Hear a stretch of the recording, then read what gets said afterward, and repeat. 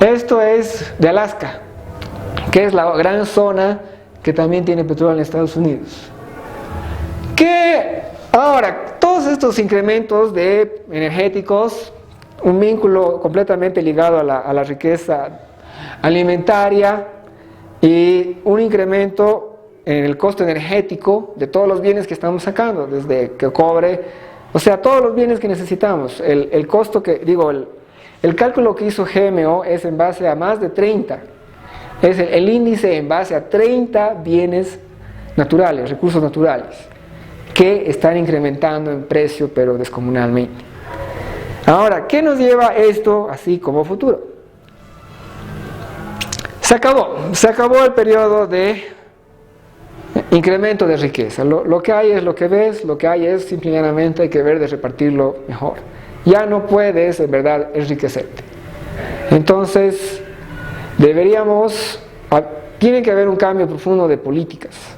Todo esto lo que nos da es de que se acabaron las vacas gordas, de que ya comienza un periodo de empobrecimiento humano obligatorio. En otras palabras, vamos a ser todos más pobres, todos, absolutamente todos vamos a ser más pobres, y ya no tenemos ni siquiera que enfocarnos en evitar la pobreza, sino simplemente cómo podemos hacer para que la pobreza sea digna y para que la pobreza sea ordenadamente o legítimamente, que llegue de manera legítima, ¿no? O sea, que yo sea tan pobre como merezca ser. ¿Por qué? Porque si yo soy más pobre de lo que merezco ser, yo me enojo, ¿no? Entonces, ¿qué quiere decir eso? Si no es un empobrecimiento legítimo y ordenado, va a ser un colapso de la sociedad humana completa, y ahí sí ahí sí tenemos un escenario de Mad Max. Por más que tarde en llegar, sí vamos a enfrentar graves problemas. En cambio, nosotros podemos decidir si vamos a tener este tipo de miseria extremo, ¿no? Este tipo de miseria total, o si reconocemos de que todas las culturas previas a nosotros eran muchísimo más pobres, todas. Y aquí tenemos un ejemplo de, digamos, las pirámides de Teotihuacán, que es una cultura muy, muy, muy antigua, es mucho más antigua que los aztecas que llegaron después, ¿no? Esta es una ciudad que obviamente colapsó por problemas alimenticios, ¿no? O sea, es un ejemplo por dos lados, ¿no? Uno es la espectacularidad, ¿no? O sea, que la pobreza puede todavía generar una cultura que es maravillosa en los monumentos que nos deja. Estos son monumentos fantásticos, ¿no? Denle un vistazo a Teotihuacán. Y también, por otro lado, es una sociedad que colapsa por problemas alimentarios. Entonces, lo hermoso que pudo llegar a producir algo tan fantástico como esto, colapsó. Y colapsó por problemas que son los problemas que vamos a enfrentar nosotros. Entonces nosotros hagamos el ejercicio de recordar que todos eran más pobres, de que todos nosotros podemos, no sé, mejorar y generar una cultura tan maravillosa en la pobreza. Los recursos tecnológicos que tenemos ahora no nos van a digamos, salvar del problema, pero tampoco van a desaparecer. Digamos, tú estás acabando de decir algo como que en lo que estaba sentado la esperanza de mucha humanidad, que nuestro intelecto y nuestra capacidad tecnológica remedie todo lo que se viene a la larga. Digamos que el intelecto funciona muchísimo, ¿no? Pero de entrada el intelecto humano en toda su expresión, en primer lugar, ha fracasado por encontrar más petróleo barato en Estados Unidos. ¿Eso qué quiere decir? De que no importa tanto tu idea, tienes un límite, que es el límite físico. Es por eso que se dice, ¿no? Quienes creen en el crecimiento infinito o son locos o economistas. Porque todos los demás tenemos que lidiar con el mundo real. Solamente los economistas que lidian con números, digamos, o predicciones matemáticas equivocadas en este caso, pueden ignorar el mundo real. ¿Y cuál es el mundo real? Es escasez cada vez mayor de bienes, de todos los bienes. Entonces, digamos, volviendo a la conclusión final de que se puede hacer algo tan maravilloso como lo que nos dejaron los teotihuacanos, manejando bien nuestra pobreza.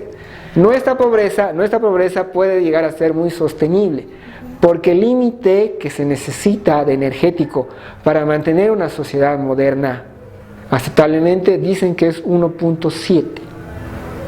Uno de inversión de barril y 7 como resultado de barril. Pero, ¿qué cálculo se basa ese cálculo, digamos, con nuestra capacidad de cobre y todo lo demás? No sabemos. Yo no estaría muy de acuerdo contigo en cómo calificar de pobres a las culturas anteriores. Yo más bien las calificaría como unas culturas de un consumo bajo, con otro tipo de necesidades definitivamente. No, me temo que la calificación a las culturas previas, digamos, de pobreza es simplemente el hecho de que nosotros somos, gracias a nuestra tecnología, capaces de producir muchísimo más excedente de todo. O sea, si ellos tienen que hacer cuero, nosotros hacemos cuero, pero hasta por la nariz, porque tenemos los implementos tecnológicos para que venga vaca, ¿no? Cuero, ¿no? A una velocidad que ellos no tenían. Entonces, nos damos, digamos, un mes de periodo. ¿Cuánto cultivas tú en un mes de periodo? Ellos te dicen nada. Nosotros, todo lo que quieras, ¿no? Todo lo que quieras. Tenemos una superabundancia de recursos. Claro, pero ellos no. Entonces, claro, completamente de acuerdo. Y nosotros tampoco, ese es el punto. En este momento, no somos completamente ricos, estamos desperdiciando la riqueza que tenemos, la estamos desperdiciando a niveles inconcebibles.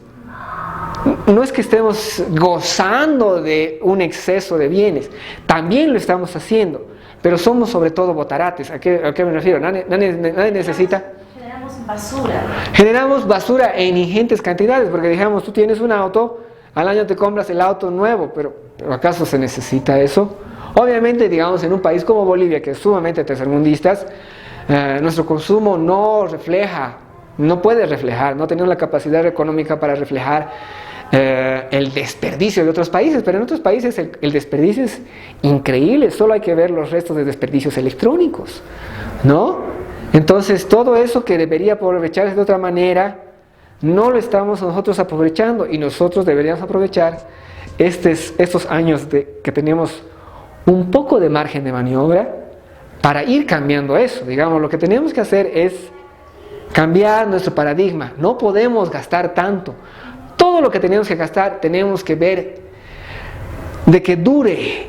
Todos los aparatos tienen que ser no para que yo los disfrute y que de aquí a 2 años me compro otro. Tienen que ser heredables. Todas las maquinarias, todas las computadoras, todos los teléfonos, todo tiene que ser heredable. Tenemos que cambiar el paradigma económico con el que hemos estado viviendo ahora. Y ya no nos da tiempo para más, pero hay otro problema más, que es el del agua. Obviamente el planeta Tierra tiene un montón de agua, pero solamente el 3% es agua dulce. De ese 3% de agua dulce, lo que tenemos es hielos, o sea, ¿no? Al norte y al sur, que son el 68%, o en las montañas. Y tenemos agua subterránea, que es el 30%, y otras fuentes que son el 0,9%. Después tenemos líquido. Esta es el agua a la que podríamos tener acceso. Es parte del 3%. Otro pedazo de agua que es parte de ese 3% es la que tenemos en los lagos, en los pantanos y en los ríos. En otras palabras, solamente un poco es utilizable, y tenemos estas agüitas más. También las estamos explotando en exceso. Imagínense esa visión de Minnesota con todos sus terrenos. Eso no solamente existe porque tienes terrenos, porque tienes tractores, y porque tienes tierras, y porque tienes dinero para plantar. Estas tierras existen porque estás extrayendo agua de algún lado. Y el agua que estás extrayendo en parte en grandes territorios, no solamente es en Estados Unidos, sino en numerosos territorios del mundo, es agua extraída de acuíferos. Y los acuíferos tardan incluso miles de años en acabarse. Y los acuíferos estadounidenses están bastante agotados. Entonces, ¿se vienen qué problemas? Se viene el problema de que todo todos los recursos naturales se están agotando, se viene el problema de que el consumo, mejor dicho, la producción energética de petróleo, que es la principal, se va agotando, y de que nuestras fuentes de agua subterráneas están siendo brutalmente explotadas. Estamos alcanzando el límite. El sistema de economía de mercado, que es un sistema abierto que crece en forma exponencial y exponencial, está alcanzando el límite porque se desarrolla en un sistema cerrado. El sistema cerrado es el planeta y su limitante. Entonces, claro, el sistema cerrado va a colapsar. En algún momento se explota. El sistema cerrado en el que estamos viviendo, de recursos limitados, ya están siendo explotados en exceso. Y lo único que nos queda por delante es el empobrecimiento. Ya no existe en verdad crecimiento. Lo que existe es simple y llanamente una redistribución de la riqueza que hay. Entonces, esa es la realidad que tenemos que enfrentar. Y tenemos que acostumbrarnos y tenemos que aceptarla, digamos. O sea, lo primero que debemos hacer es aceptarla. Bueno, eso es los datos compartidos. Todos los datos los pueden verificar. Toda esta información es pública, hay muchísimas fuentes para cada dato, y lastimosamente todavía no está siendo parte del diálogo político.